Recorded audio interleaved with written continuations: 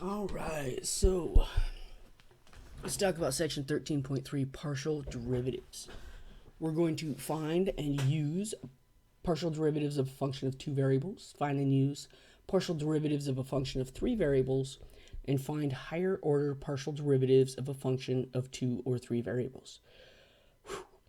All right, just as I promised at the end of the last video, partial derivatives of a function of two variables. If z equals f of xy, then the first partial derivatives of f with respect to x and y are the functions f sub x and f sub y, defined by f sub x of xy is the limit as delta x approaches 0 of, oh yeah, f of x plus delta x comma y minus f of xy over delta x. Traditional difference quotient, but in two variables instead of a single variable. And that's why we'll have two partial derivatives. One where we're changing the x, where we have a delta x going to 0, and f sub y, the partial derivative with respect to y, where delta y is going to 0. And it's always provided these limits actually exist. Okay, so in one, x is the variable. In the other, y is the variable. Let's take a look. We want to explain whether the quotient rule should be used to find either partial derivative, but we're not going to actually find the derivative. Okay, z is x squared y over y squared minus 3. The partial, and look, that's notation that we haven't introduced yet, but I'll get to that in a minute. The derivative of z with respect to x does not use the quotient rule. There's only an x squared in the numerator. As far as x is concerned, y squared minus 3 might as well be 7 or 29. It's just a constant, right? Y squared minus 3 is a constant in terms of x. So there's no quotient rule. However, if we're looking for the derivative in terms of y, then we will use the quotient rule because there is a y in the numerator and a y in the denominator. So, excuse me, a denominator. So if you have your variable term in both numerator and denominator, you use quotient rule. We could see here in number 2 that it's just the opposite. Here we have x in both the numerator and denominator, so the partial derivative will use the quotient rule. I did not use the proper notation. I apologize. This should be f sub x. Let's see if I can fix this. I think I can. Here we go. Actually, this should be z sub x. This is z sub y. This is z sub x. And this is z sub y. There we go. The notation matching what we had just talked about above. So here we have x as the variable in both numerator and denominator, so the partial with respect to x would use the quotient rule. But there's only a single y term, and it's in the numerator, it's not in the denominator at all. So the partial with respect to y, we would not use the quotient rule. All right, so what's a variable, what's a constant? When you're taking the derivative with respect to y, only y's are variables. We treat x's as constants. And here we see that notation that I was just using. I apologize for that. I knew I should have waited, but I didn't. And it's been like 5 minutes, so I'm not even calling my bad at all on that. Let's look at the notation for the first partial derivatives. I'm also a one-take wonder, so I'm not going to edit that out.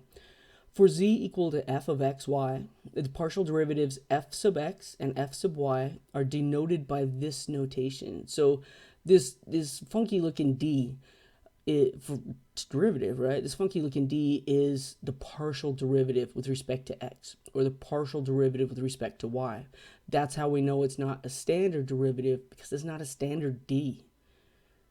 All right, so many different notations all mean the same thing, just like we had f prime of x equals df dx, right, in single variable calculus. And if we wanted to evaluate the partial derivatives at particular values, we could do that as well. Okay, so let's just find some first both partial derivatives. Now, when I wrote this out, I don't know what happened. I typed in 8x. That would never be the problem. That would have been combined to be a 14x, but we're just going to leave it how it is because I didn't discover it until way longer than I really wanted to deal with.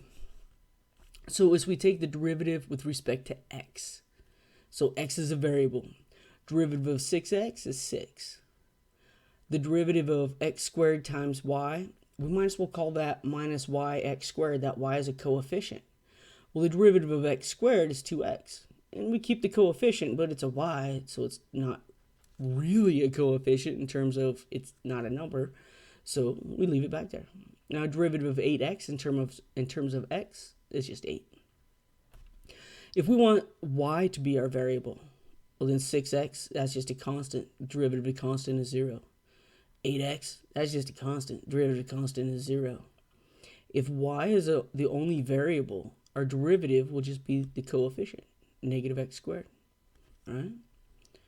All right, let's do it again. I'm going to stay consistent. Blue is the partial with respect to x, and purple is the partial with respect to y. Okay, the partial derivative of z with respect to x. X is a variable. That means the square root of y is just a constant. A constant times x, the derivative is the constant. Partial derivative of z with respect to y. Now, the square root of y has this coefficient of x. So, what's the derivative of a square root? It's 1/2 y to the negative 1/2, right? But the x is still there. It's 1/2 of the coefficient. Y to the negative 1/2, we can simplify as x over the quantity 2 times the square root of y. Holding one constant while the other axis, the variable, is the key to partial derivatives. So if I want to take the partial derivatives of the natural log of the square root of x squared plus y squared, I always try to make things as easy as possible. The natural log of a square root is a nested chain rule. Anytime the word nested is used, it means we have to use it a lot of times. So why not take this 1/2 power and use the power rule and write it as a coefficient? So this is the function I'm going to be using. The partial derivative of x with respect to xy, we leave the 1/2 alone. The derivative of the natural log is the derivative of the inside divided by the inside. With respect to x, this is a constant. The only derivative of x squared is 2x. Derivative of a constant is 0. The 2's cancel. We'll end up with x over x squared plus y squared. The derivative of g with respect to y, meaning y is our variable, we'll have the 1/2. The derivative of y, x squared is a constant, so the derivative of x squared is 0. Derivative of y squared is 2y. Again, because of the 1/2, the 2y, I keep the inside the same in the denominator. 2's cancel out. Very similar, but it seems reasonable given our particular function. All right, you just thought I talked fast in class. No people in front of me, and I talk even faster. Don't be shy. Use the pause button. Repeat.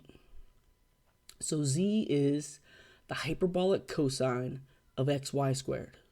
Now, if you need to go back and look it up, right, the derivative of hyperbolic cosine is the hyperbolic sine. So we have some chain rule going on here.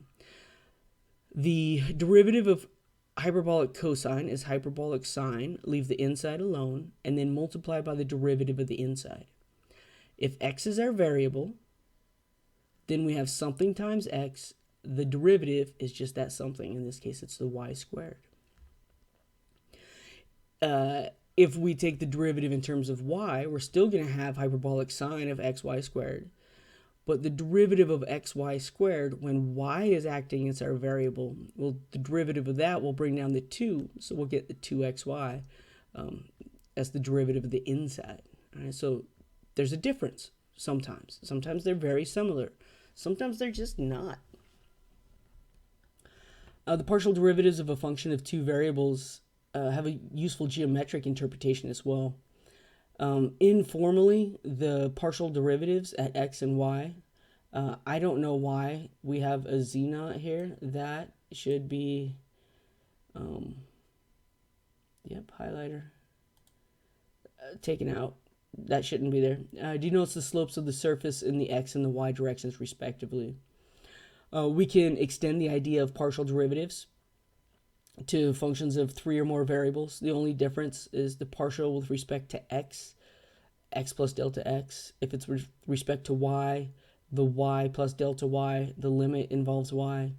Partial with respect to z, we're looking at the limit as delta z goes to 0. We're only affecting the z's. So it's the limit definition of the derivative for the variable we're specifically talking about.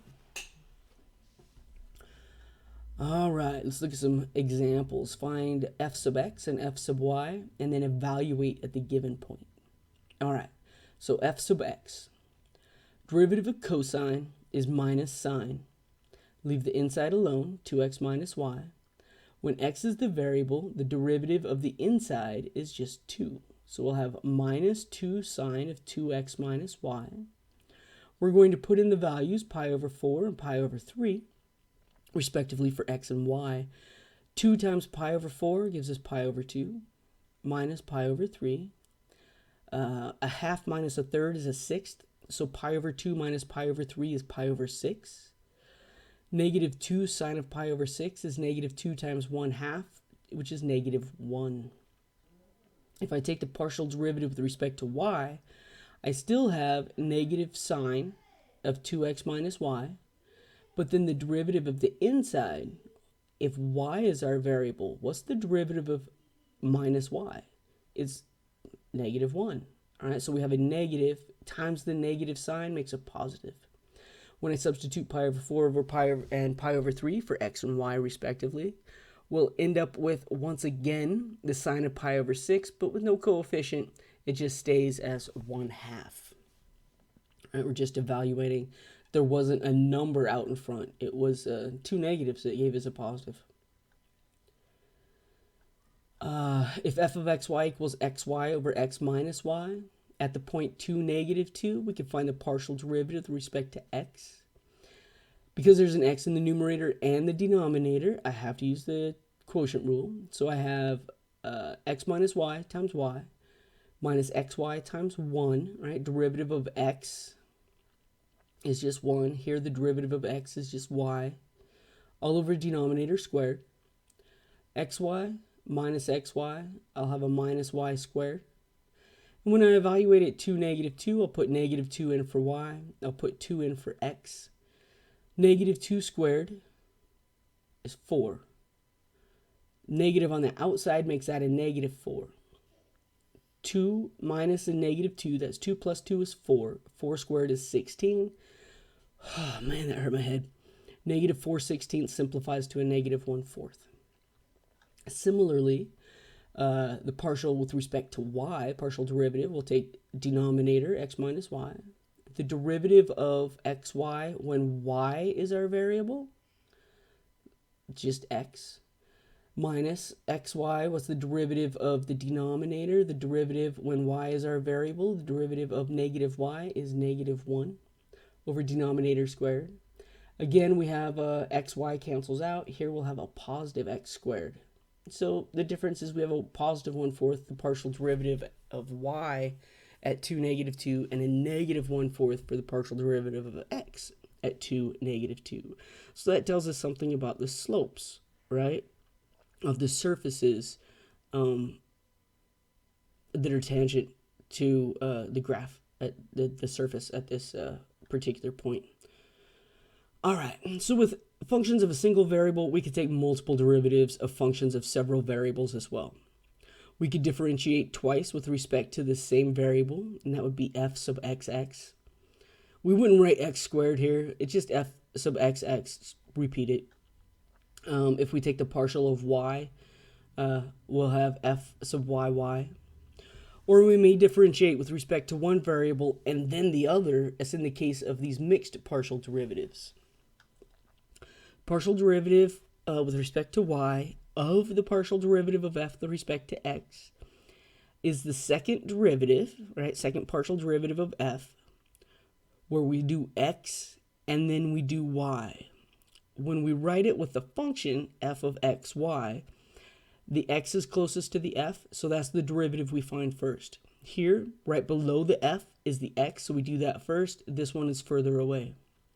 Similarly, if we're writing in differential form, we'll have partial with respect to x, partial with respect to y, so x, y is the order. But what we really did is we took the derivative of y first, and then we took the derivative of x. All right, so whatever's closest to f is what you do first. All right, we're going to find 4 second partial derivatives of z equals 3xy squared.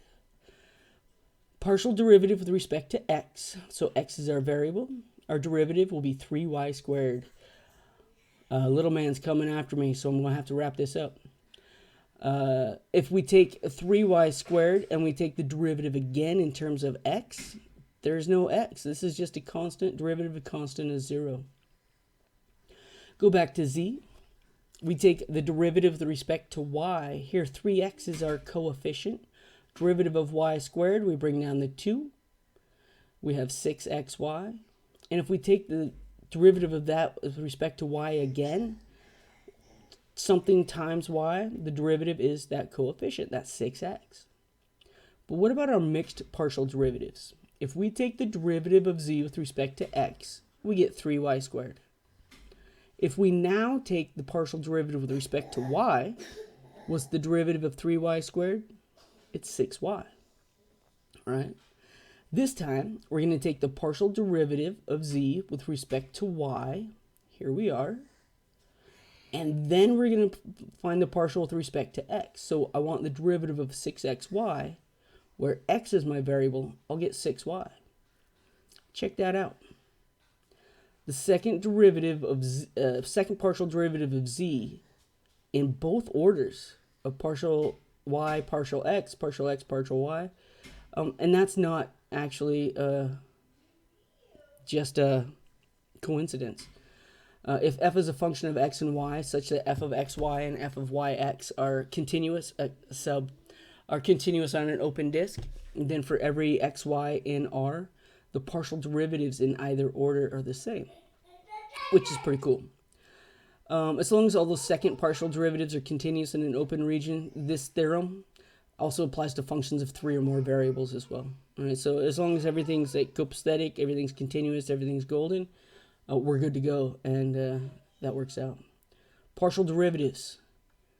You hold one as a variable, everything else is a constant. You've got this. Thank you for listening. We'll do 3.4 next.